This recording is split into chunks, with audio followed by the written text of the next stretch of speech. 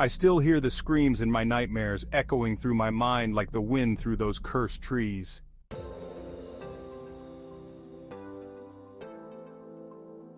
It started as a simple hiking trip, an adventure to break the monotony of our city lives.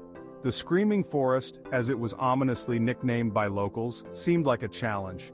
We thought the stories were just that, stories. We set off early, the sun barely rising above the horizon. The dense foliage quickly swallowed us, the tall trees blocking out most of the daylight. The deeper we ventured, the darker it became, the forest canopy thickening overhead. Birds chirped and leaves rustled, masking the sinister undertones of the place.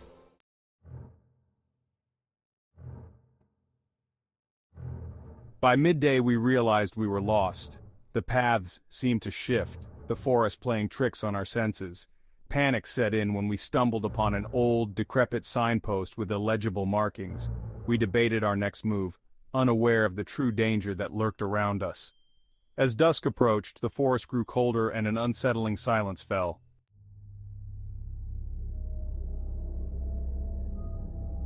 That's when we first heard it, a distant scream, faint but unmistakable. It sent chills down my spine. We tried to rationalize it, dismissing it as an animal or another hiker, but as night fell, the screams grew louder, more frequent and more human. We huddled together, our campfire a small beacon of light in the overwhelming darkness. The screams circled us, echoing through the trees, coming from every direction. Fear gripped us as we realized we were not alone.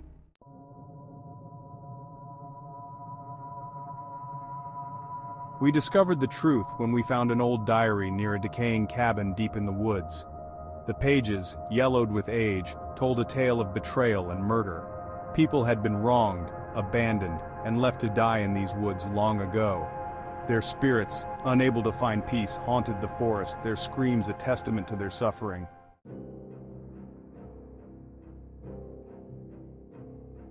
We navigated the haunted woods, the spirits growing more aggressive as we pressed on.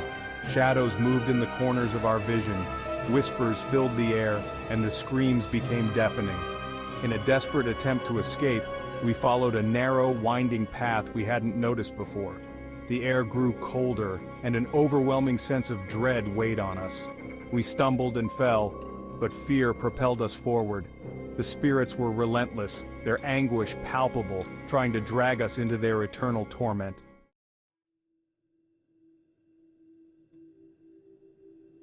Finally, as dawn broke, we emerged from the forest, exhausted and traumatized. The screams faded behind us, replaced by the familiar sounds of the waking world.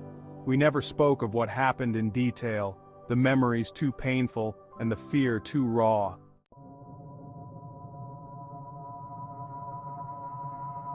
For weeks, we tried to return to our normal lives, but the experience left a mark. I couldn't shake the feeling that something followed us out of the forest. Strange occurrences began happening.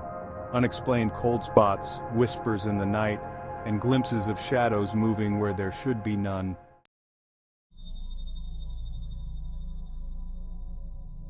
One evening, as I was preparing for bed, I found a small old locket on my nightstand. It wasn't mine, nor did it belong to anyone who had visited. When I opened it, a cold breeze swept through the room, and the faint sound of a scream echoed in my ears. Inside was a picture of a woman, her eyes filled with a sorrow that sent shivers down my spine.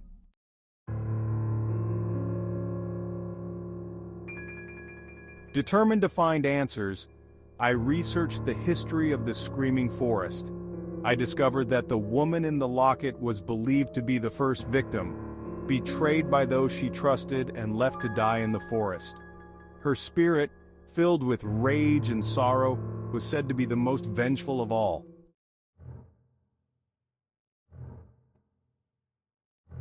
I gathered my friends, explaining what I had learned.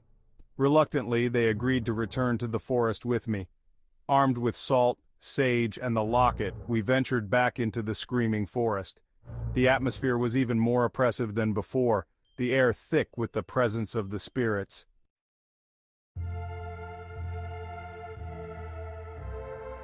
We found the cabin again, and using the diary as a guide, performed a ritual to release the spirits.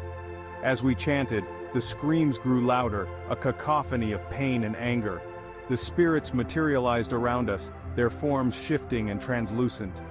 The woman from the locket appeared, her eyes softer now, filled with a glimmer of hope.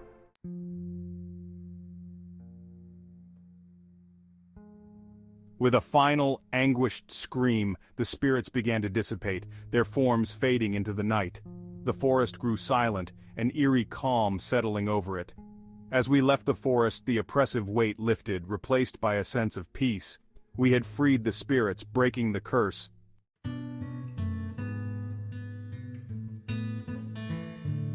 The screaming forest was no longer haunted, but the memory of that night remains with us.